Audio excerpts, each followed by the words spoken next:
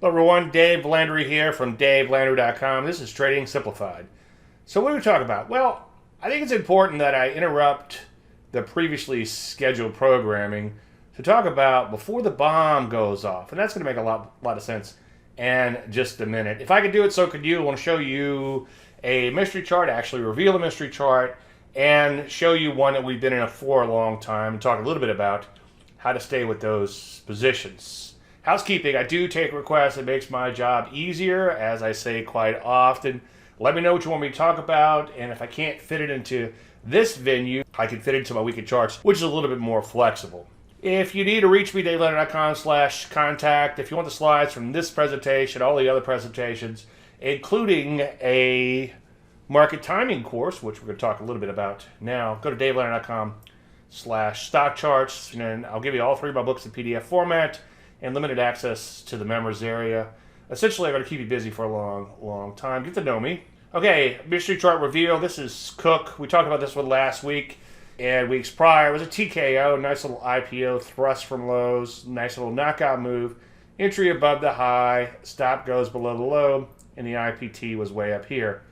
Now, subsequently to that, it pulled back more deeply, so the entry was dropped down, and it came very close to triggering just yesterday, and we changed the parameters. Obviously, the entry was dropped down, protective stop was lowered a little bit, and then initial profit target came down a little. So it's a pattern I now call a first deep retracement, and that's when you have a big thrust from lows, when it's first taking off, when it's a brand new issue, followed by a deep retracement. Usually I won't trade a pattern that looks like this in an established issue, especially if the pullback is this deep.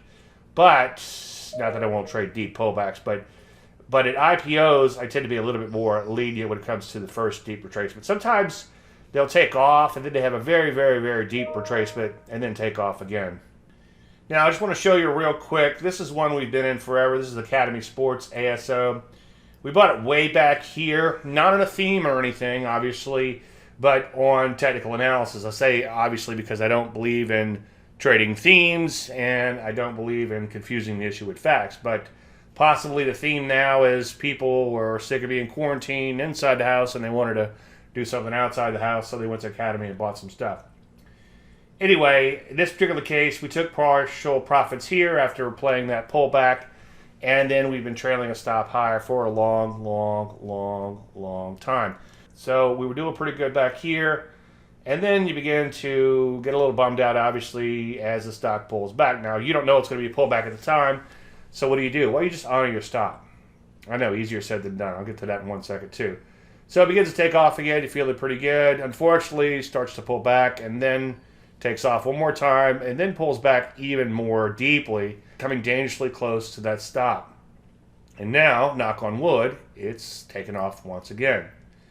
Now, this is the hardest, easiest thing you will ever do, sitting in a stock like this. Believe me, if I didn't put out a trading service every day, and you can go to DaveLandry.com/archives if you want to see the archives of that, it would be really hard for me to sit in this stock and watch these open profits erode. Now, we do take partial profits, so we're free rolling, so to speak, on the remainder of the shares. But still, especially when the stock goes from in the teens up into $40-something a share, it can be a significant drawdown. Now, if you look at it in the portfolio, you can see right here, enter at 1670. We took initial profit targets at 1940, and then we're still in the position that was as of last night, up 129%. And this last little move here from those lows is roughly about a $2,200 move, and that's a pretty big deal. And that's based on a 100K account, so that would be 2.2%. And I know a lot of people, and I used to be in the same camp, and sometimes in my own trades that aren't into service, I tend to get a little impatient, and it's hard for me to follow the plan. The service forces me to actually follow my own game plan. And believe me, I wanted to get out when this thing was beginning to slide, especially as it was getting close to that stop. It's like, well, why let it go another point or a half a point or whatever the case may be? I think it was about 30 cents within that stop. Just let the stop take you out. Let the chips fall when they may. Now, no guarantee this thing will keep going higher, But hopefully, and I know you should never use the word hope in this business, but hopefully it will, and it's a testament for riding the trend out longer term. And again, as you can see, lots of little sad faces along this nice little ride higher. And I'll follow up on this one and some of those other longer term positions. By the way, I'm slotted as a swing trader, but through the money and position management, I will stick with trades longer term.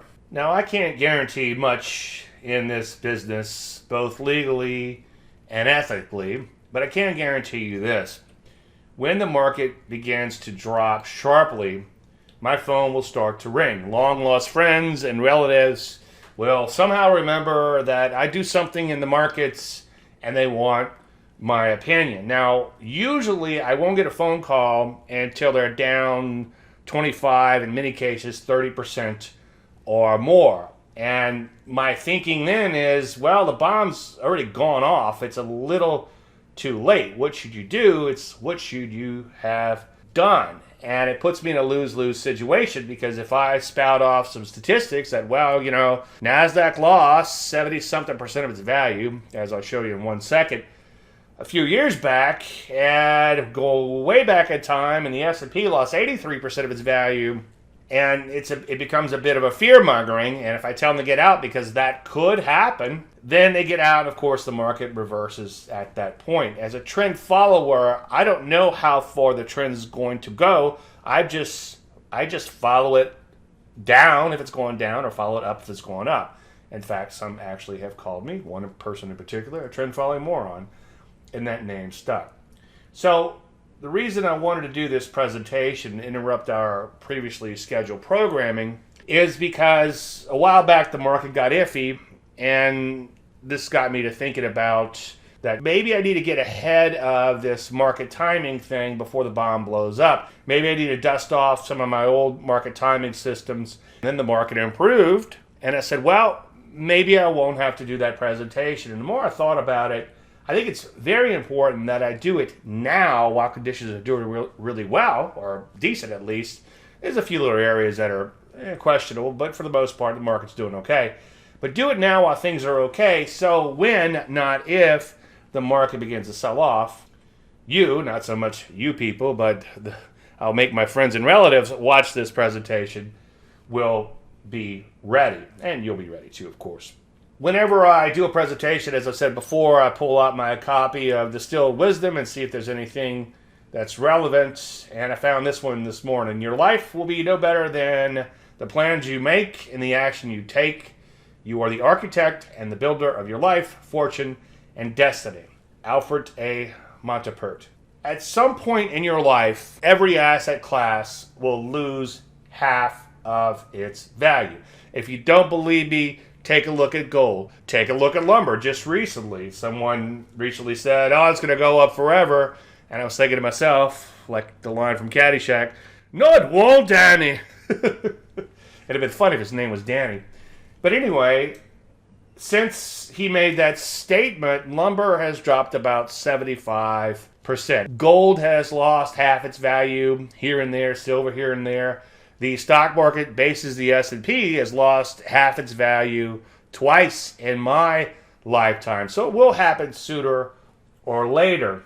And if it happens right before you're getting ready to retire, and let's say you saved up $1 million and the market goes down 50%, well, you've got $500,000 left, and you've got a hard decision to make. Do you pull that $500,000 out so you still have something to live off of, or do you just leave it in and pray that the market doesn't go any lower? So I think it's very important to get out of the way when necessary. Now, one point I want to make, when I first started making some of these systems public, it made me realize that market timing is less about beating the market and more about not letting the market beat you. So you don't want to lose half your retirement, especially right before you're ready to retire. So again, you want to try to avoid that occasional 50% haircut. I worked with a hedge fund many years ago, and the mantra was, he who fights and runs away lives to fight another day. Now, what I would urge you to do in terms of not letting the market beat you is focus more on the magnitude of some of these things than the mechanical systems in and of itself. And when I initially wrote that, I was thinking in terms of the death cross. The death cross is this ominous signal that the media goes ape-s over. And it's not the end of the world when it occurs. In fact, I think if you try to trade it mechanically, a friend of mine, Rob Hanna, has done the testing on it. You might have like a tiny edge. It's not even worth trading as an edge in and of itself, but I think it kind of adds evidence to building your case about the health of the market. So if you go back to December 2008, you can see we had a death cross here. I'm not suggesting you rush out and trade these death crosses in and of themselves, but if you do have a death cross, I think it pays to pay attention. I'm going to show you some things that I think are a little bit better, but this is something that I want to show you it makes a great cases for as magnitude. Now, it's a little slow to give you a buy signal, as some market timing systems are, including one of my favorite, which I'll show you here in just 1 second. And if you go back to 2000... It was 2000 when the market began to sell off.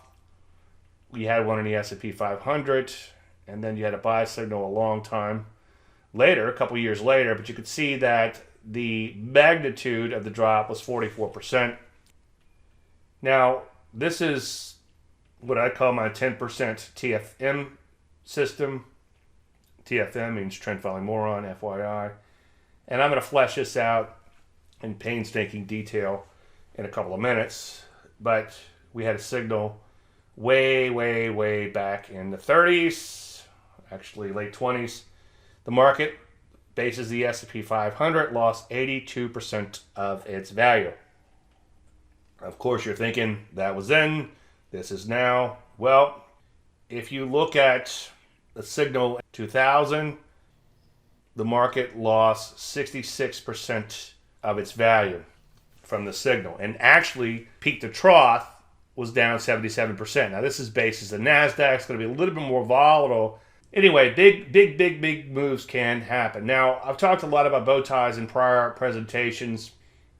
If you're going to use them for market timing, I would use a daily too, because we had a daily signal right when this pandemic hit really hard, or I should say right when the market began to take it very seriously. And it's very important to look at those daily signals too, especially coming off all-time highs. But just to give you a bigger picture perspective, these are the sell signals from past 20-something years. And here are your buy signals. And you can see that just this simple little indicator, if you want to call it that, or setup, will help to keep you on the right side of the market. And if you have my ACP plugin, you can plot bow tie proper order and look at the weekly charts, and you're going to be amazed at how something so simple can help to keep you on the right side of the market. Again, I don't know if I'd rush out and use these things mechanically, but when you use them as a piece of evidence, they definitely will help to keep you on the right side of the market.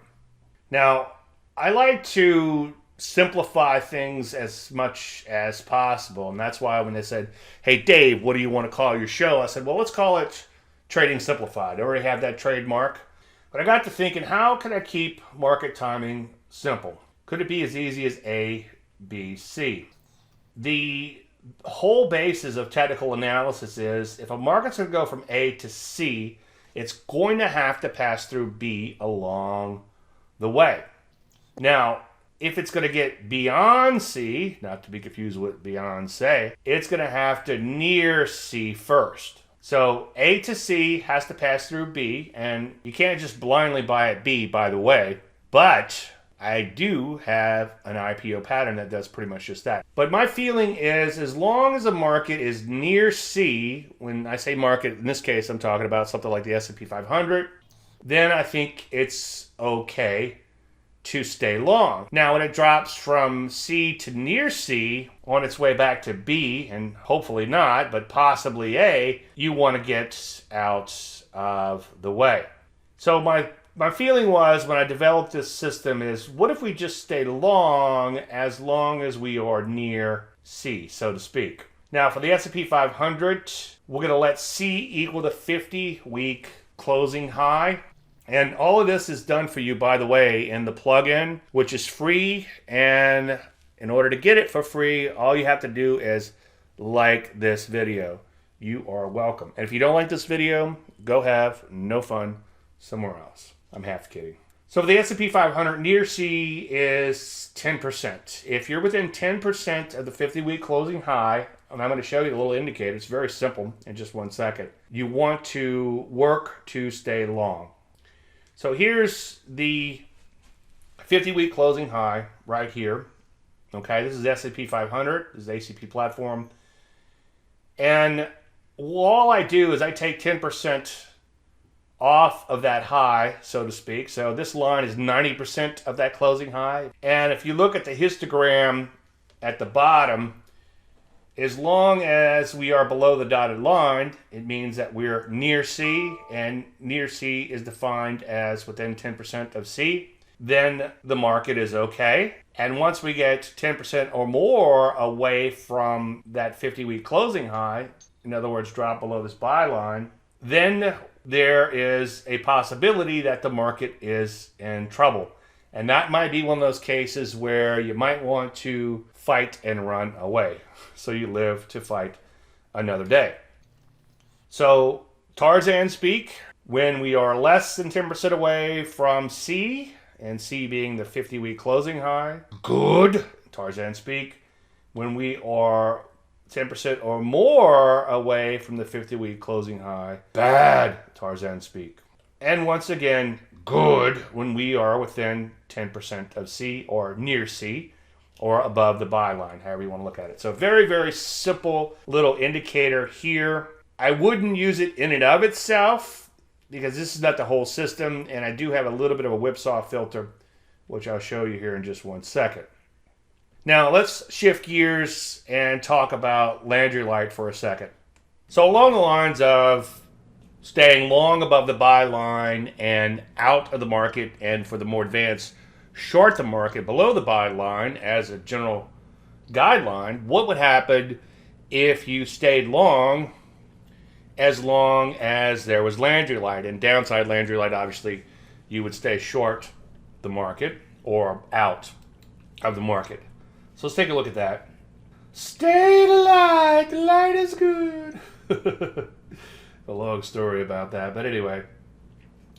Pretty simple stuff. For uptrends, lows are greater than the moving average. That's it, okay? What moving average? Whatever moving average you like. I like the 30 exponential. For the TFM system, spoiler alert, I like to use a 50-week simple.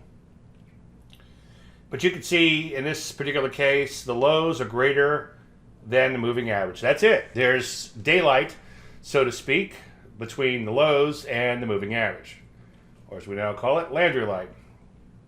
So for downtrends, the highs are less than the moving average. Pretty simple stuff.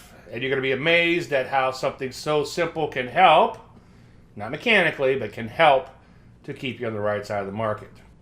Using a 50 SMA, we had upside Landry Light, good. Downside Landry Light, bad. Good.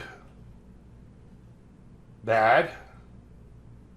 And then mostly good coming into the pandemic slide. And then, of course, we had a pretty serious slide based on this indicator. And once you had over 10 days below the moving average, then the market began to implode. And as it was with the 30 EMA, it's been mostly good ever since. A little consolidation in here, going back and forth, green to red, and then good, back to good once again. Now, the 200-day moving average is 200-day simple moving average. The reason, by the way, I want to show you the 50 simple and the 200 simple is that these are well-watched indicators. Now, the 200 is going to give you even fewer signals, and maybe this is a little bit better for super long-term trend followers, somebody who doesn't want to be in and out, like the rat going for cocaine, right? Just because we're called traders doesn't mean that we won't sit with positions. As you saw earlier, we've been in one for, hopefully, it'll be a year, about 9 months so far. But anyway, Tarzan speak good. You see lots of Landry Lights.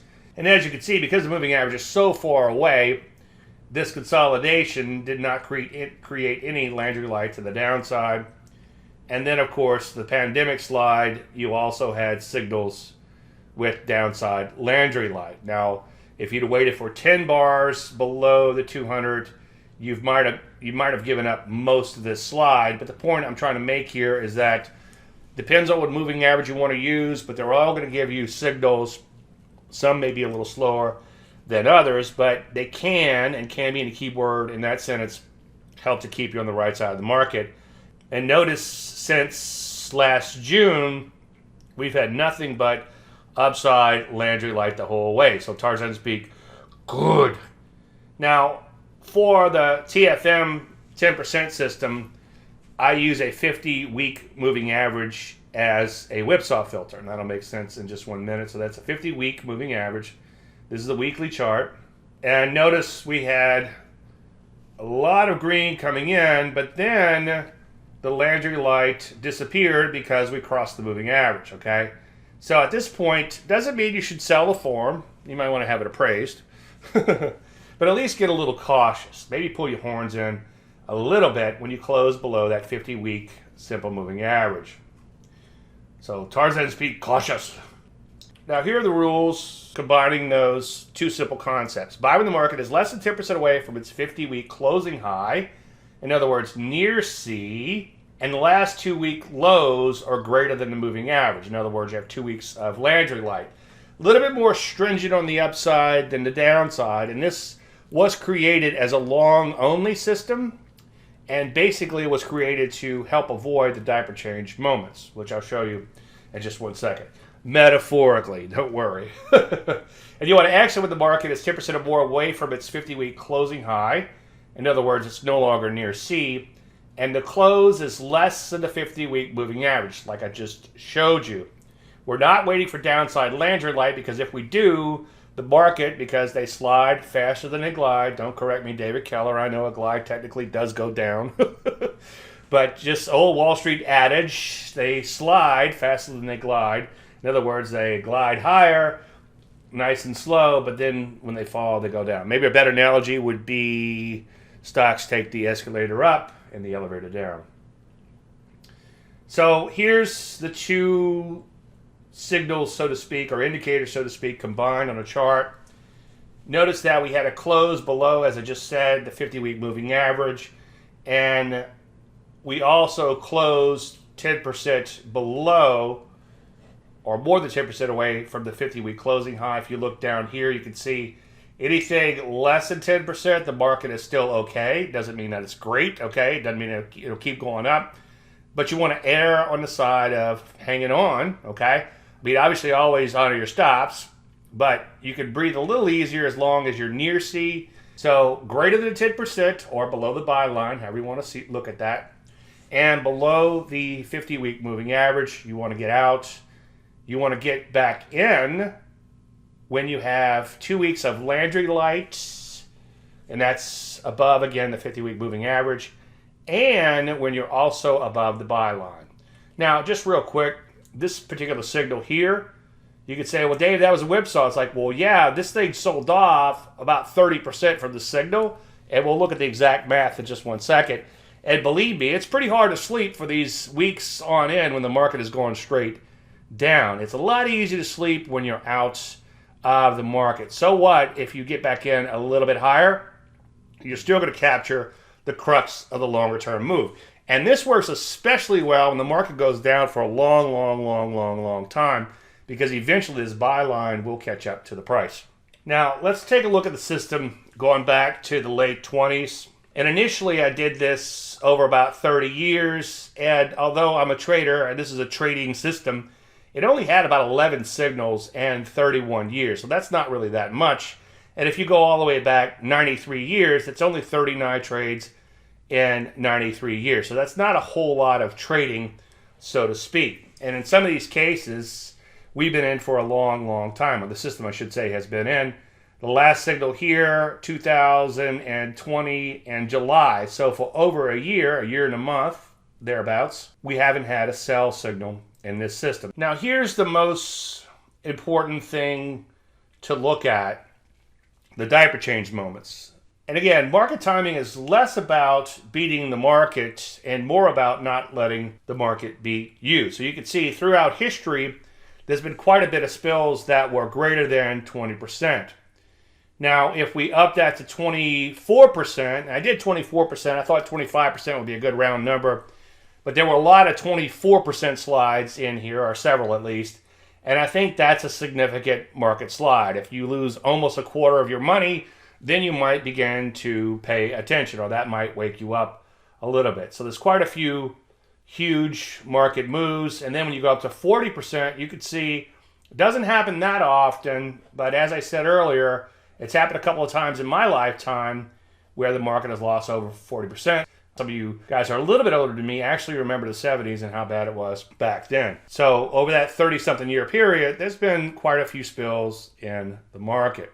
Now, one thing I touched upon the last time I did a presentation on market timing was listening to your database. And if you're seeing a plethora of sell signals, sell setups that is, and you can't find a buy to save your life, then the market might be speaking. This summer, I wasn't seeing a whole lot of sell signals, but I went almost a month, maybe 6 weeks, without one setup. And so far, going back those 6 weeks, none have triggered just yet. We got a couple that are close to triggering, but the database was saying, hey, I don't have anything to offer. So, hey, you might want to sit on your hands. Now, back in 2007, as I said ad nauseum, the S&P was making marginal new highs, and I couldn't find a long to save my life, and I was recommending to my clients that we start shorting some stocks. And now I didn't know we'd end up in one of the greatest bear markets in history when I started shorting stocks, and I actually apologized to my clients at that point in time because it's much easier just to go long if you've been trading for a while than to short, but I simply could not find any stocks to sell. So pay attention to all these signals, but also pay attention to what your database is saying. Are you getting a lot of sell signals, or are you getting a lot of buy signals? Here's some thoughts on market timing. Every major bull or bear market will have a signal. Let me repeat that. Every major bull or bear market will have a signal. Unfortunately, not every signal will lead to a bull/bear market. However, you should treat every signal as it will become the big one Elizabeth implied. And Greg Morris often talks about that too. We take all signals seriously. Be longer term in your market timing, but shorter term in your trading. What does that mean? Well, that's aforementioned ASO. If the market is still looking pretty good and I'm looking at these longer term signals and the market's doing fine, but if that ASO begins to tank, then I'm going to get out of the way. Again, listen to the database for a heads up. People say, what do you mean listen to the database? Well, I look at about 2,000 stocks every night, and that gives me a pretty good feel for what's going on. It's okay to nibble at some shorts if you have a plethora of shorts and the market is losing steam. Now, one thing I've discovered over the years is momentum will get hit first and hard. Years ago, I ran what I call the Landry 100. It was a hypothetical portfolio of 100 stocks. It wasn't real money, but $10,000 would go into each one. And I would only buy the go-go stocks as they were making new highs with a few caveats. But what was amazing is this thing absolutely printed money, like up to 300% over a period of a few years, but it would get whacked really hard. So if you're looking at a lot of momentum stocks and you see them getting whacked, that could be the market telling you that the market's getting ready to have a little bit of a spill. Just something that I've learned empirically over the years. So obviously, in your shorter term trading, allow yourself to get stopped out of your positions. Well, that's all my time. If you need follow-up information, again, DaveLandry.com/StockCharts. I'll keep you busy for a long, long time. If you need to reach me, DaveLandry.com/contact. I want to thank all you guys and girls for watching, and may the trend be with you. Hey guys, Dave Keller here with StockCharts.com. Thanks so much for watching our video. If you enjoyed it, and we hope you did, hit the like button right below. Also, we have so much new content every day. Consider subscribing to the channel. Just hit the subscribe button in the video or right below. Thanks for watching. Stay safe. Have a fantastic day.